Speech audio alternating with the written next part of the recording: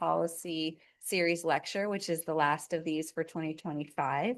I'm Holly Fernandez-Lynch. I'm an associate professor in the Department of Medical Ethics and Health Policy. And with our department chair, Steve Duffy, I co-lead this lecture series.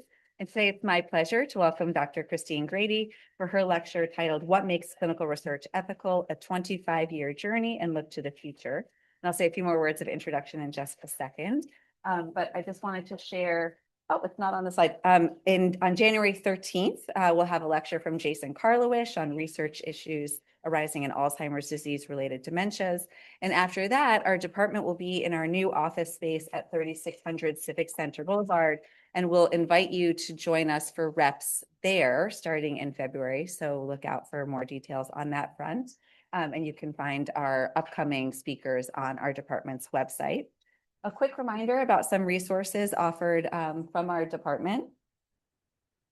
We have several online courses, including a series of short research ethics courses available for free continuing education credit, some of which can also be used to satisfy research ethics training requirements at Penn and CHOP. And a thank you to our reps co-sponsors, our department, ITMAT, the Atkinson Cancer Center, the PSOM's Office of Clinical Research, and CHOP. And of course, thank you to Lisa Bailey. So it's now my pleasure to introduce today's speaker. Dr. Christine Grady is a nurse bioethicist. She is recently retired from the National Institute of Health, where she served for many years as chair of the Department of Bioethics at NIH's Clinical Center and as a senior investigator in the NIH Intramural Research Program. Her research focuses primarily on clinical research ethics, including informed consent, vulnerability, clinical trial design, recruitment, international research ethics, neuroethics, and ethical issues faced by healthcare providers. In addition to her kindness and her incredible mentoring abilities, she has many accolades to her name, including being a fellow of the Hastings Center and the American Academy of Nursing, a member of the National Academy of Medicine, and a research affiliate at Georgetown's Kennedy Institute of Ethics. She also served as member of President Obama's Bioethics Commission, and 25 years ago, she co-authored a now famous and foundational paper in research ethics with our department's own Zeke Emanuel and NIH's Dave Wendler, which is what she's going to present to us today. Just a quick word about how we'll handle Q&A. When the lecture concludes, we can go to questions from those of you who are here in the room, and then we can also take questions from those of you watching online. And we are recording today's session, and we'll post the video to the department's website when it's ready. Okay, with that, I will turn things over to you, Christine.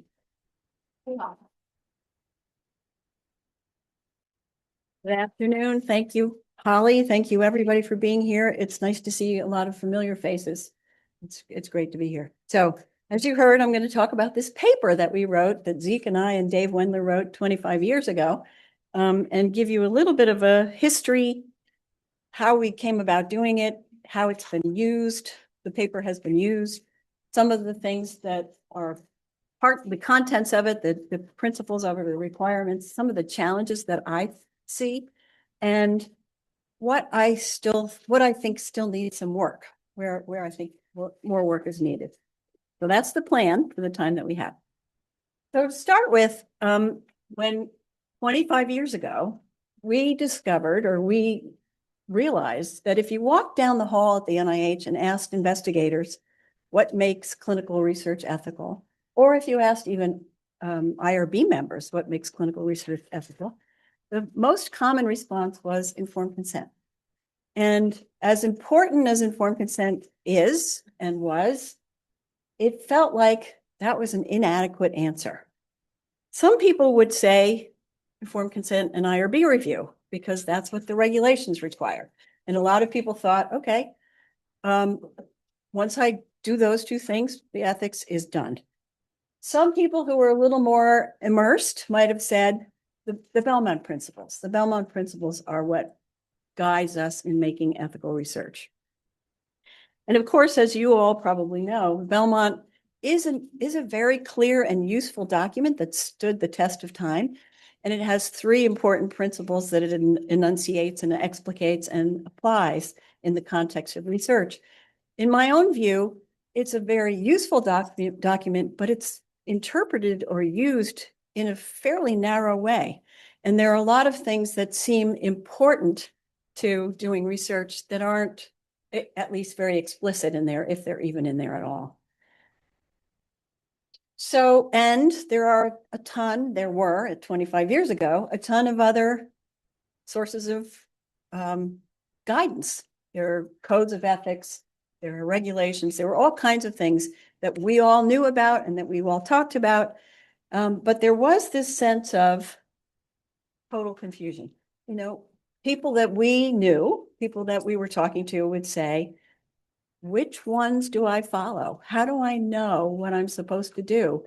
If I look at Helsinki and I look at the regulations and they don't jive, what is the right way to proceed here? And so that was a really important incentive for doing something. The other thing was that we recognized that although there were all those codes and guidelines, almost all of them had been developed in response to a particular historical event. And therefore, they were very focused on that historical event.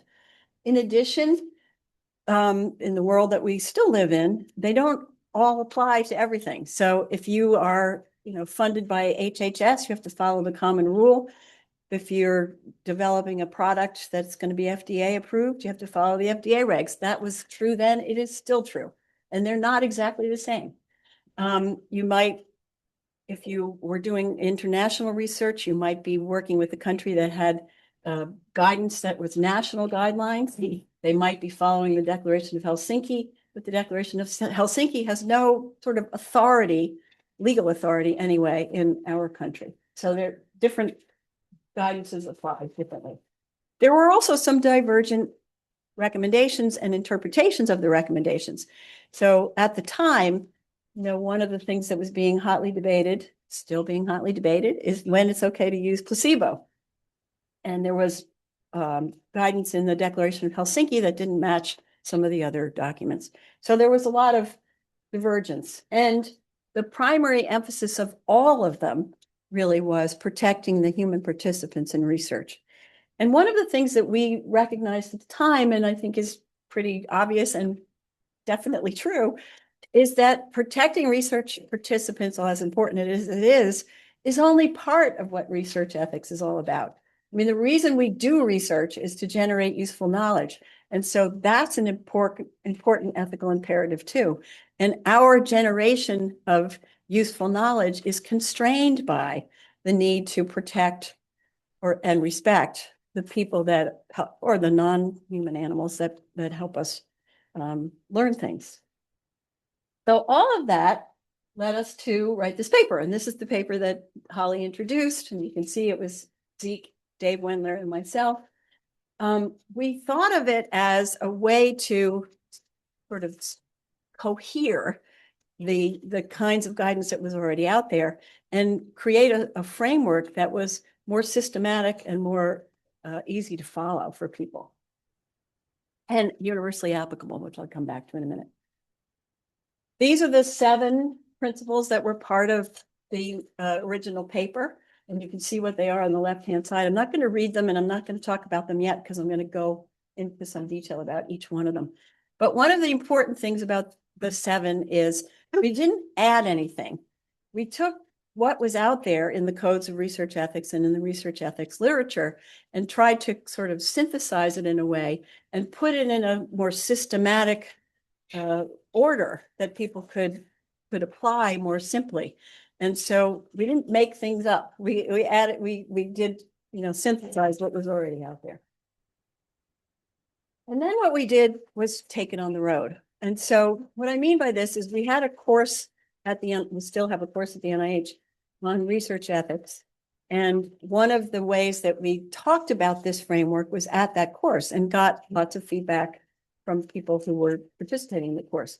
We also had the opportunity to travel to many places around the world, taking parts of the research ethics course to other countries and talking to investigators and IRB members and people like that about the research ethics that we were doing. And we took the framework with us. And I think one of the more influential conferences in terms of this framework was one that happened in Malawi in 2001, where the participants were investigators and IRB members from all over the continent of Africa. And it was a very, as were most of these workshops, very interactive, very collegial. We, had some presentations, lots of discussion, lots of time to talk to each other over dinner and whatever. And so one of the questions that we asked that group was, does this framework make sense to you? Does it work for you? And we got some really wonderful feedback that for the most part, they thought it was very helpful. However, they wanted to add a principle, and that was collaborative partnership, because the idea was you don't do research on people, you do research with people. And when you're doing research, especially collaborative research across borders, the importance of collaborating in a partnership kind of way, in a respectful kind of way, seemed absolutely evident to them and important to us. And so we added it as the 8th principle. And then we were able to publish this paper a few years later with not only the 8 principles, but some benchmarks that could be used to sort of understand how to proceed. So these are the 8, and I'm going to talk about each one of them in turn, but I think the order is really important. And so I'm going to say something more about that in a minute, but the order is really important in the following sense, that even though informed consent seemed important to a lot of people, you will see that on this list, it's almost to the end of the list. And in a sequential ordering of decision-making about whether a project or a type of research is ethical, it doesn't make sense to ask people whether or not they want to participate until you're sure it's ethical all the way through. So the way this framework is supposed to work is you start at the top and you say, who are the partners? How do we collaborate with them? Is there social value? Is there validity? How do we select subjects? And I'm going to talk about each of these in a minute. So the whole thing was supposed to be systematic and sequential, also necessary. We understood it to be the kind of framework that you don't say, well, I'm going to pick and choose which ones I want to apply to a research, a review of a research study, but you need to use them all. And there are some times, of course, when, for example, informed consent might be waivable, but it doesn't mean you don't think about it and you don't come up with the reasons and justification for why it is waivable. So it is still still a necessary part of the framework. We also thought it was universal, meaning it applied to clinical research, no matter where it was done, no matter how it was done, no matter who was doing it, it should be universally applicable. But recognize that how it got implemented in the particular context might be different and appropriately different, and that was an important piece. We also recognize it required specification. So if you have a principle like risk-benefit analysis, how do you sort of specify that? How do you sort of think about what are the things that you need to do in order to make sure that you can check off that box, so to speak? And we also recognize that even though all of the principles mattered, there were going to be times when they needed to be balanced or traded off a little bit. So for example, sometimes for the purposes of respecting the participants in the study, you might have to trade off a little bit in terms of the rigor of the scientific validity. So there are things that have to trade. So what about the response? So this I think is really interesting 25 years later. First of all, I think it really resonated with people. We noticed that right away. And I will say that even today, 25 years later, I still have people saying that framework really works for me. So, and we've seen many people who have used it for analysis of specific topics, for analysis of specific studies. There are people who have done their PhD dissertations on how to apply the framework for specific kinds of areas. So it's resonated pretty well, and it continues to resonate pretty well. It's also highly cited, and I was talking to Zeke about this earlier. I tried to find out what's the number of citations for this paper? And I went to the sort of sources that people say to go to, Google Scholar and the Web of Science, and a couple of others as well. So the numbers don't match. So Google Scholar says something like 3,900 citations. The Web of Science says closer to 2,000 citations. So my best guess is that somewhere between those two. But it is true that it's been a highly cited paper, and it's certainly the most cited paper that I've ever written. And I think, as some people suggest, it's one of the more highly cited bioethics papers. It's also been incorporated into some national and international guidelines. So, for example, many of you are familiar with the SIAM's international guidelines that were most recently revised in 2015, 16. That version of the SIAM's guidelines now has a specific reference to collaborative partnership and social value, which it didn't have in previous versions. With those words, in fact, there were guidelines, for example, the Ugandan Council for Science and Technology actually whole cloth put the framework into their guidelines when they revised them in 2007. The World Health Organization, in some of the work that they did in 2011, used big parts of the framework to put into their guidance. And the NIH still actually has it on their website as the way to, not my department, but the NIH, if you look up how to do clinical research, you'll come to a page and it has this framework on it. So it's gotten a lot of attention, which makes me kind of happy. So I thought, one of the questions was, am I glad I wrote this paper? Yeah, I am glad. And I appreciate Deke's guidance in making me do it, helping me do it. So going back to what I'm going to do now is talk about each of these in turn, a little bit about what it is, some of the benchmarks that we've put out, but also then some of my ideas about the kinds of challenges that we face when we try to use this framework and apply these principles in real work. So starting with collaborative partnership, as I mentioned, it came about because our colleagues in sub-Saharan Africa said, this is a really important part of how we do ethical research. And one of the things, when we first started to think about it and talk about it, and even in that paper in the Journal of Infectious Diseases, it was about collaborating with the communities in the low and middle income countries where you're doing collaborative research. But the more we thought about it, the more we realized, oh, it's much more than that. In every research, every type of research that you do, there are partners and you should be collaborating. And so a really important concept that needed a little bit of thinking through. So one of the benchmarks, the first benchmark for collaborative partnership, is identifying who your partners are. And of course, it could be many of these. It could be the communities that you're working in. And the community can even be bigger than a geographic community in Malawi. It could be a disease community, for example. It could be policymakers. It could be patient advocates or advocacy groups like Friends of Cancer or something like that. There can be lots of different people, groups of people or individuals with whom you create a partnership in order to do research. And it's the idea of, again, doing research with people, not on people. I think it's really important to keep in there collaborating investigators, practicing clinicians, and participants as potential partners in research. They're not always going to be in every case, but they're possibly. The second benchmark is about collaboration. What does exactly collaboration mean?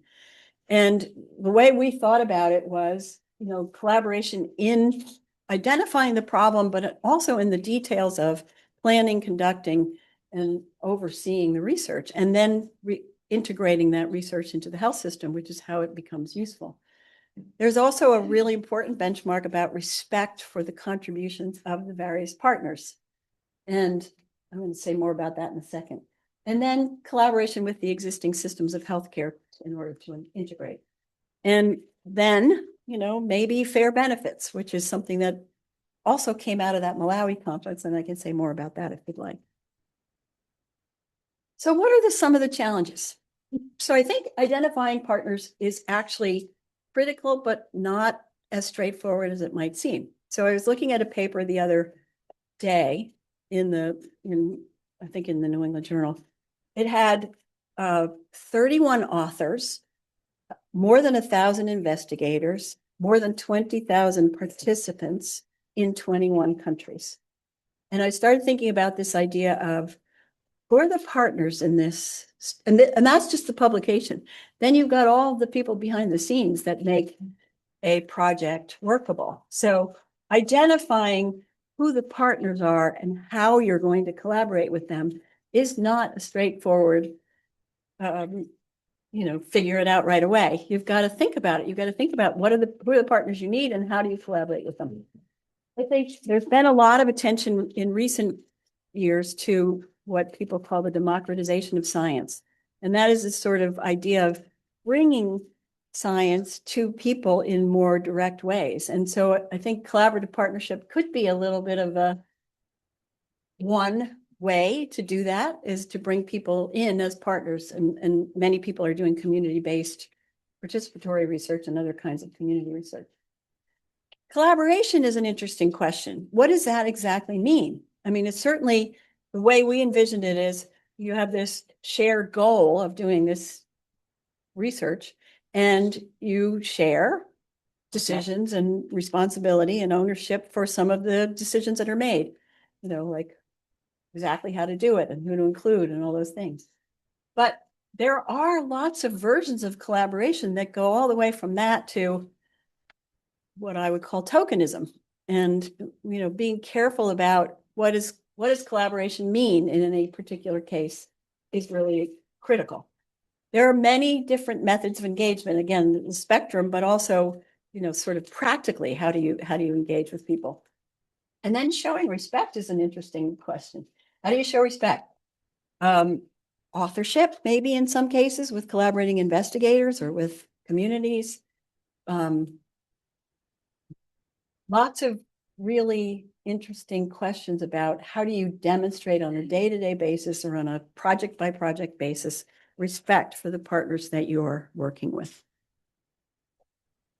So I'm going to leave a lot of questions unanswered, by the way. The second requirement is valuable scientific question. And this is just basically the idea that if research is to generate useful knowledge, then the question that you're asking in any research project has to be worth asking. You have to really not want to know what you're going to learn from a project. And we described it as one that will generate new knowledge or understanding about human health or illness, a socially, clinically, or scientifically useful question. And this, idea of social value really is what justifies burden and risk and minimizes exploitation and uses resources wisely. The benchmarks are first identifying what is the value. How do you define what the value is, clinical, scientific, or social value? And then to whom? To whom will it be valuable? And thinking that through. And there's lots of possibilities. And there are lots of interesting challenges. What exactly does social value look like? There has been some good work in this area, but I still think that if you asked the average IRB member, for example, what is social value and how do you evaluate it at an IRB meeting? Some people are going to look at you like, what are you talking about? That's not something we even think about. There's a lot of questions about should value be a threshold judgment? In other words, if it doesn't have enough value, then you don't go any further. You don't do anything more. And then the people raise the question of, well, is that an absolute judgment or a comparative judgment? Now, IRBs don't compare, but sponsors do.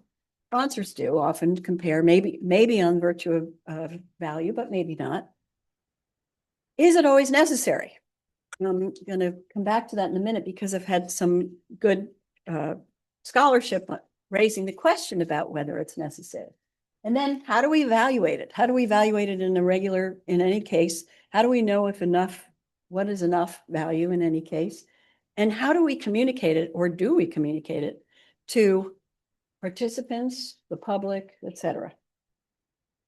So a lot of this idea about value came from work that Benji Friedman did in 1987, way back, when he wrote this paper called Scientific Value and Validity as Ethical Requirements in Research. And he said very clearly that it is a way to justify doing research. No review would permit subjects to undergo substantial risks for trivial knowledge, or in other words, non-valuable knowledge. And that always struck me as right, as really important. This slide might be a little hard to read, but there's a couple of things that he said in this same paper, where he said, for example, it's about a useful or interesting hypothesis, but here he says, has to have the following characteristics: important clinical or social implications, great scientific interest, open up novel, promising investigations. Then he talks about disqualifiers, et cetera. Also raises some question about other relevant considerations like cost or priorities, which I think are also really important to think about, and recognizes trade-offs as well. One of the things that he said in that paper and in other papers that quote him is that value and what we're calling scientific validity, which is next on our list in framework, are really inseparable, that you have to have both, but that they are distinct, but they're inseparable. And I think it's an important thing to keep in mind. So what about always necessary? Before I get there, sorry, how do I go backwards? Alan Wertheimer. So Alan Wertheimer, who was a wonderful friend and colleague of ours, wrote, among many other things that he wrote a paper that asked the question, is social value really necessary? And he argued that it probably is not. It's probably not necessary for privately funded research, and it's probably not necessary for some studies if the risk is not terrible and if people are consenting, if they understand what they're doing and they're consenting. David Resnick wrote a similar argument about risk. If the risk is really small, then social value is less important. And he also agreed about the privately funded research may not need it.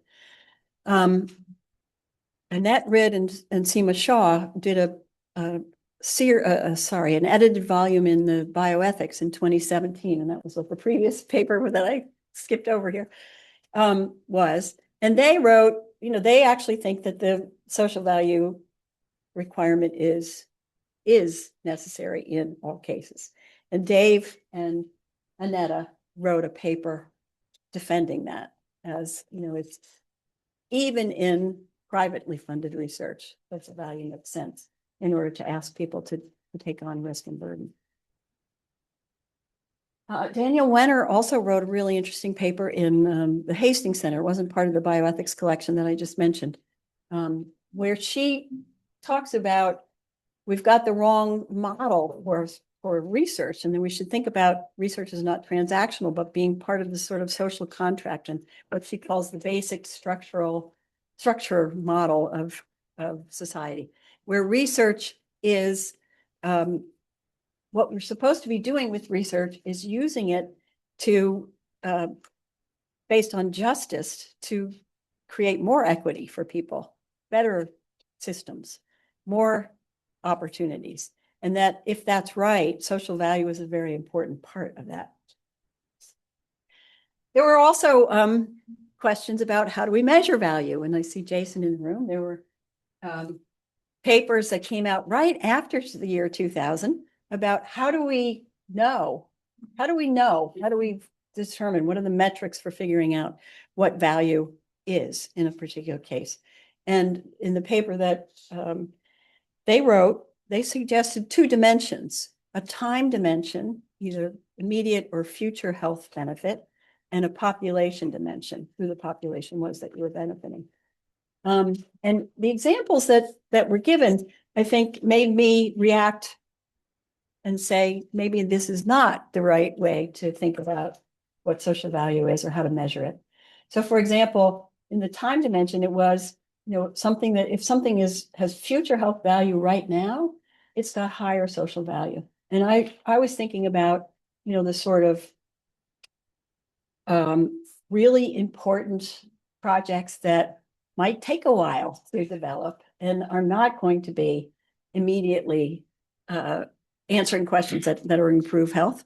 And it seemed to me that, understanding the prevalence of disease, the morbidity, mortality, et cetera, might be really important in terms of figuring out where value lays.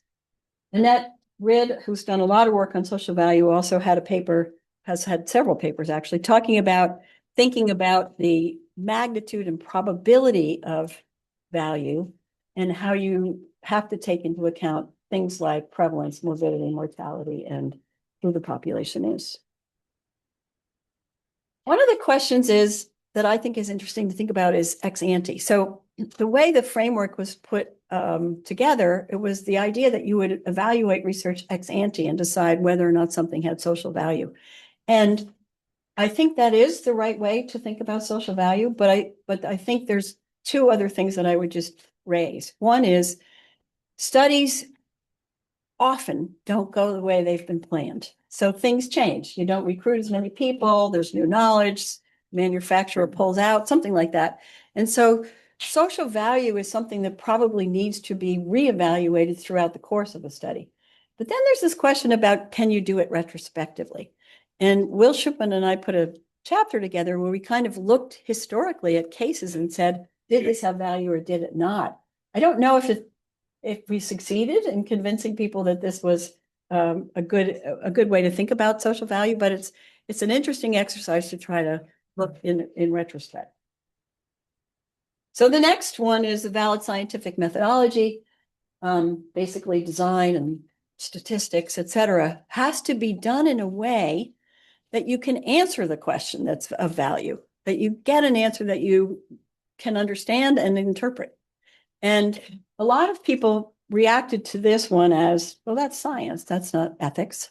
And of course, many people know that they're inseparable. You cannot do good ethics if you don't have good science. And so understanding the reason to put a study together in a way that's as valid and rigorous as possible is an ethical requirement. And this, there's lots of things you can think about. You can think about the choice of endpoints.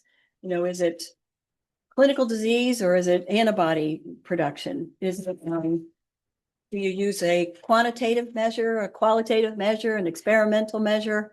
Do you do non-inferiority versus superiority? I mean, these are questions that are scientifically relevant, but they all have important ethical considerations and implications.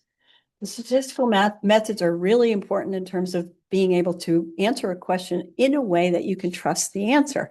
The example you just gave a few minutes ago about, you increase the number of people that you study something in, you might learn something different than if you had only a small number of people in the study. And one of the really important pieces of scientific validity is feasibility. And, some people say, why is that there? Well, if you know in advance that it's not going to be possible to do this study for whatever reason, even if it's cost, but maybe it's ability to recruit, ability to get the right data, ability to have the right outcome, then it's probably not a good idea to do the study because you're wasting people's time and exposing people to risk. Our benchmarks were, for all of these choices of scientific validity, do they meet generally accepted standards? Will they answer the question? Will the results be interpretable and useful?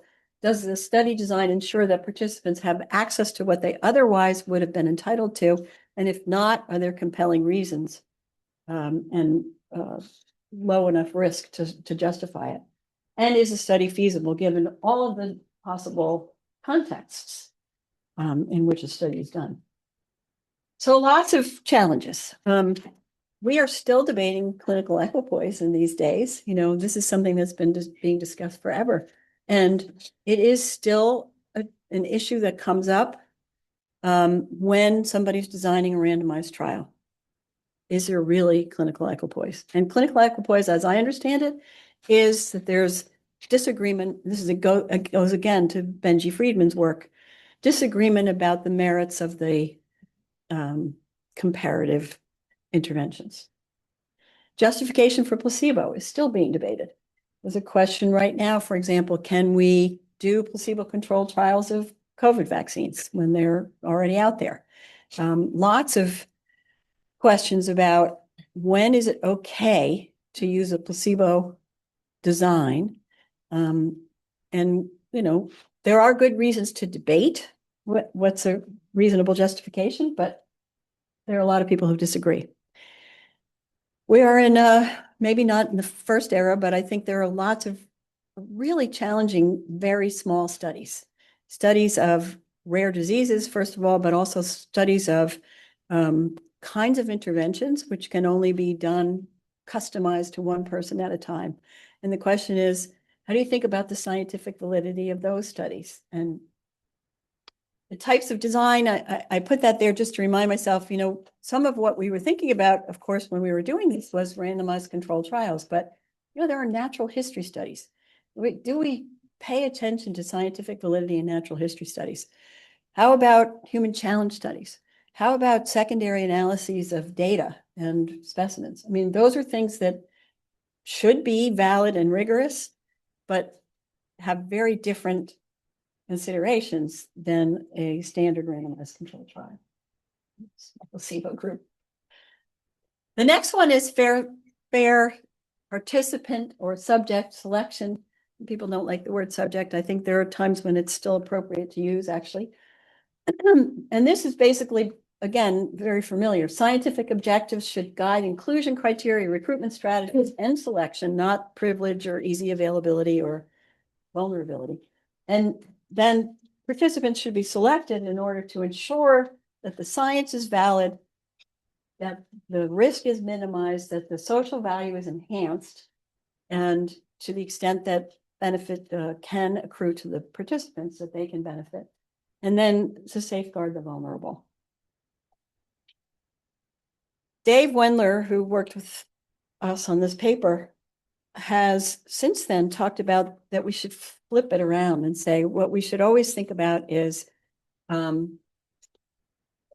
no exclusion without justification. And the really interesting question is, well, then what are the justifications for excluding people? And some people say inappropriate scientifically, that seems to make sense. Risk, probably. But then there's lots of other questions like, what about ability to consent?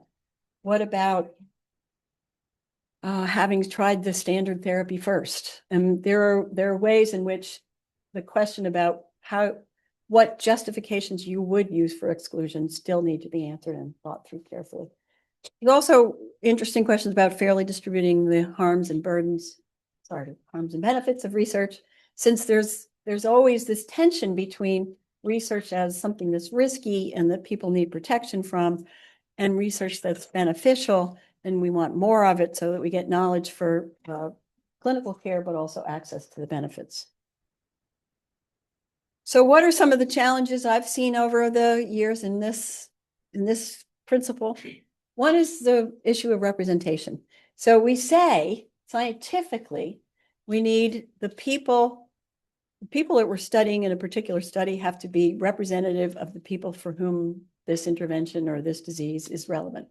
Okay, that makes sense. But then we also see that, for example, people my age very rarely get enrolled in clinical trials because there's often age criteria. There are geographic differences. There are sex differences. There are lots of different ways in which people are not enrolled, even though they should be.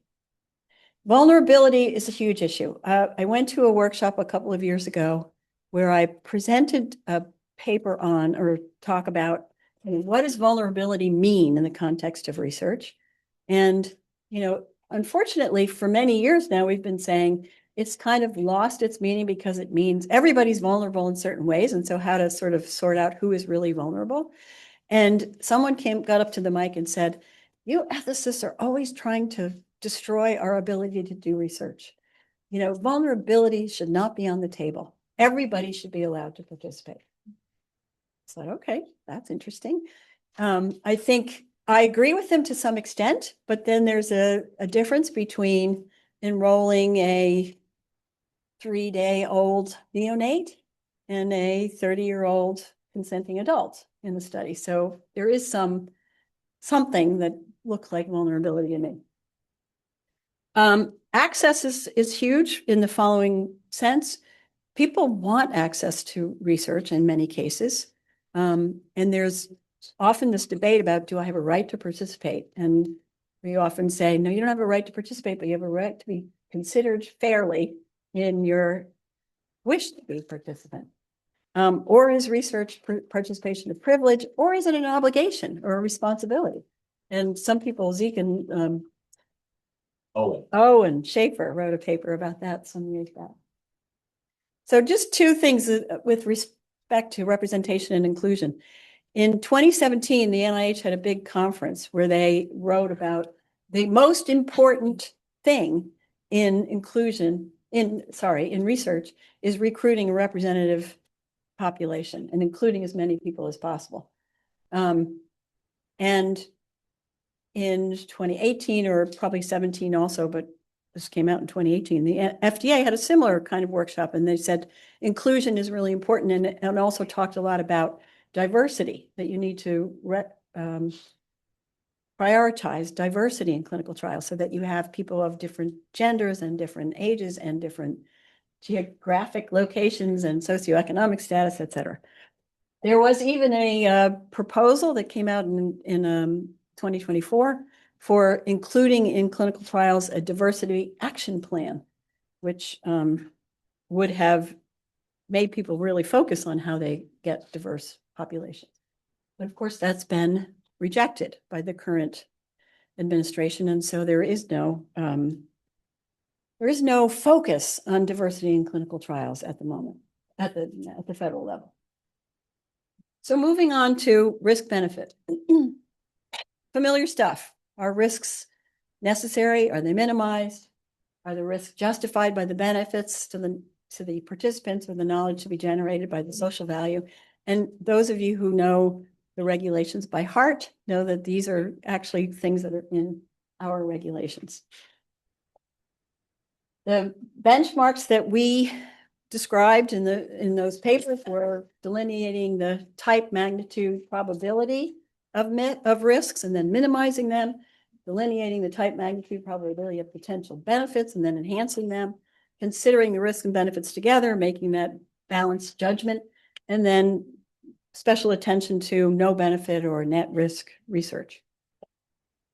But again, there's huge challenges here. I mean, there's always been a debate about which benefits do you count, which risks do you count.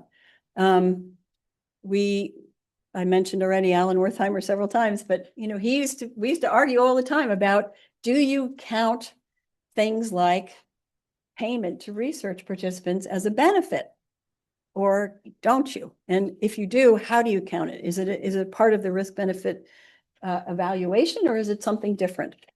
There's always been a really hard question about burdens and discomforts. Are they risks? Or are they different? And should we be balancing burdens and discomforts to participants as well? What about risk limits? There are some people I currently was working with at the NIH who have written about this quite eloquently, like Robert Steele. Basically, he argues that for people who are able to give their own consent, there should be risk limits, But most of us who work in research realize that there are limits. We just don't know what they are. We just don't know how to define where they are. What about judgment? Zeke and Dave and Annetta have written about a plea, I guess, for using data for determining how much risk of interventions are, and that IRBs should be using data rather than just their views about what's risky and what's not. Now, there are several challenges to that. One is there aren't data on a lot of things to be able to be useful. And secondly, there is a sort of precautionary way that IRBs and others review things and say, we did a study a few years ago with how do IRBs review research done with people who are pregnant? And basically, the amount of risk that an IRB is willing to approve in a study with pregnant people is very low, regardless of what the study is about. What about short-term and long-term considerations? As many of you, I'm sure, are aware, the regs seem to imply that we can't pay attention to the long-term risks of, or the social implications of what research might do. And yet somebody has to. There's been work in recent times about risk and benefit to third parties when you're in research, and also an ongoing forever debate about what happens when people get injured in research and who compensates them for those risks and injuries. And the answer is often nobody. What about independent review? Again, to ensure that the regulatory and ethical requirements are met, check investigator biases and conflicts, to assure that the public that research is trustworthy. Those are the reasons to do it. The benchmarks are following the regs and the guidance, competent and independent review, and competency often requires training, and transparent. So those are things that we know and do, but there are challenges. For IRBs and RECs, for example, there's always a debate, and Holly has been a leader in this area, between do we just comply with the regulations and are satisfied with that, or do we consider things that are ethical questions that are deeper than what the regulations even attend to? And some reviewers think that we should, and some reviewers think that we shouldn't. There's been a lot of work to try to say, how do we know when a review is effective, or how do we measure the quality of that review? Again, Holly is a leader in this area. Lots of worry about the volume of reviews that certain IRBs have to look at, the potential conflicts that they might have, data to show that their interpretations are often very different, that there's inconsistency across the board. A relatively more recent move towards single IRB review, and some of the same questions about effectiveness and ethics versus compliance, I think, are plaguing those single IRBs. And then there hasn't been enough attention, in my view, to other kinds of reviews. Susan has been a leader in the world of DSMBs, and Seema Shah and Annette Ridd led a project not too long ago about what are the ethical criteria that DSMBs should be using when they're reviewing studies. So this is another important area. Informed consent based on respect, and people should have choices about participating or staying enrolled. These were our benchmarks in the framework, that not only the sort of words on the document that you might be using as an informed consent document, but the recruitment strategies, incentives, presentation of information, all has to be as culturally appropriate as possible. Information should be accurate and understandable, but not overwhelming. There needs to be plans for assuring capacity and obtaining consent or permission from the LAR, and making sure people know they have a right to refuse. Again, tons of interesting challenges.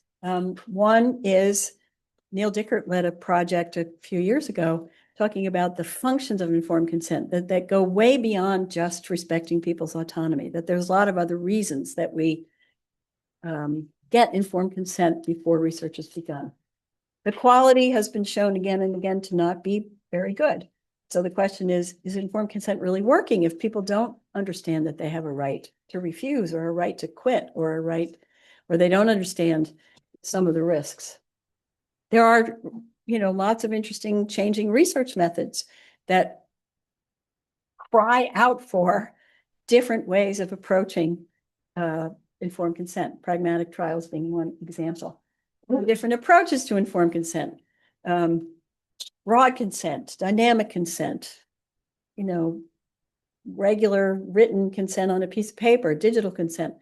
We have talked about these things for many years, and we still have today 26-page written consent forms that people are asked to consider and decide. And then, of course, there's research, ethically acceptable research without informed consent. The last on our list is respect for enrolled participants. And this came about because we kept thinking, so much of the guidance that was available then and still is sort of stops once the study starts. And it makes absolutely no sense because you're just starting your relationship with the participants, and you certainly have some ethical obligations with them throughout the study and after the study. And these are just some of the ones we thought of at the time. I think they're all relevant, but there probably are others.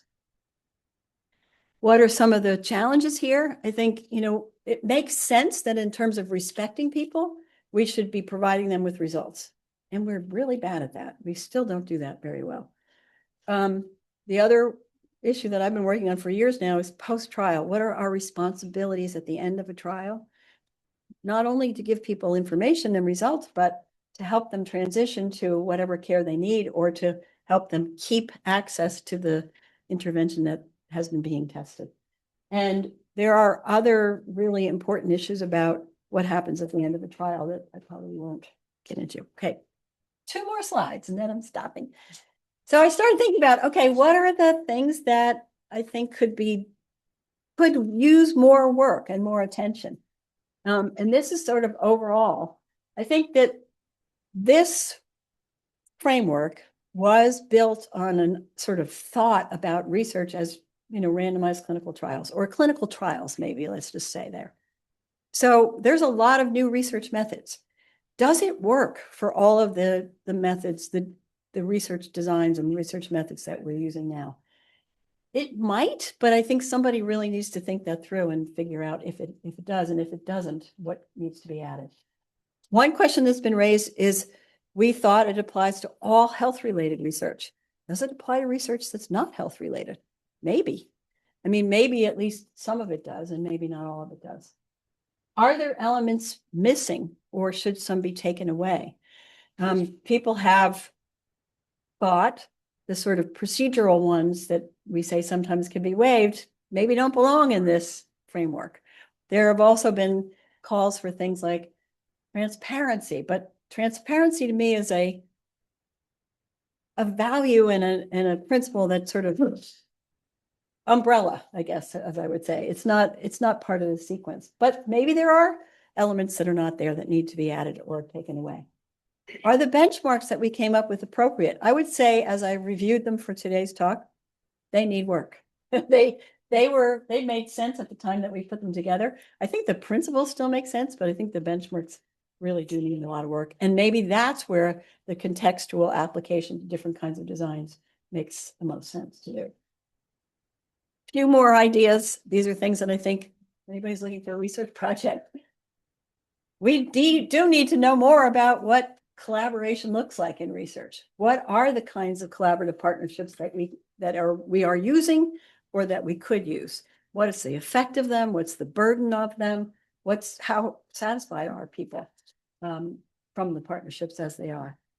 How do we evaluate and communicate social value? What are the right criteria to decide whether or not this project has social value? Should we be doing more comparative evaluation? Maybe. How do we tell people about it? I did a study some years back where it was a consent study, but we gave consent. We randomized people to 2 different consent forms, a short one and a standard one. And one of the things that many of the IRBs told us was we had to take out the information about social benefit, about the benefit to others. So how are we communicating this to people? We need more attention to some of the ethical questions in novel research designs. There's been a lot of attention in recent years to human challenge studies. What are the ethical questions? Do they fit in this framework? I don't know. I think they do, but I don't know. What about N of 1 studies? What about secondary analyses? What about pragmatic trials? Again, I mentioned placebo already. I think we still have work to do there, if nobody can ever agree on that. How whether and maybe even why vulnerability matters in any case, and being very specific about it. How reviewers think about protection and other considerations. Do they overemphasize protection against some of the other considerations, or should they? Is there a need for a culture shift there? A lot of the community work, and then additional actions to enhance respect. This came up recently. We were talking about different ways to get consent for pragmatic trials. And one of the things that people were talking about was, well, maybe there are other ways to show respect for the participants. And so then the question somebody asked was, like what? What do we do? How do we show respect to the participants, the communities, the collaborators that we are working with? So that's that, and that's all I have to say.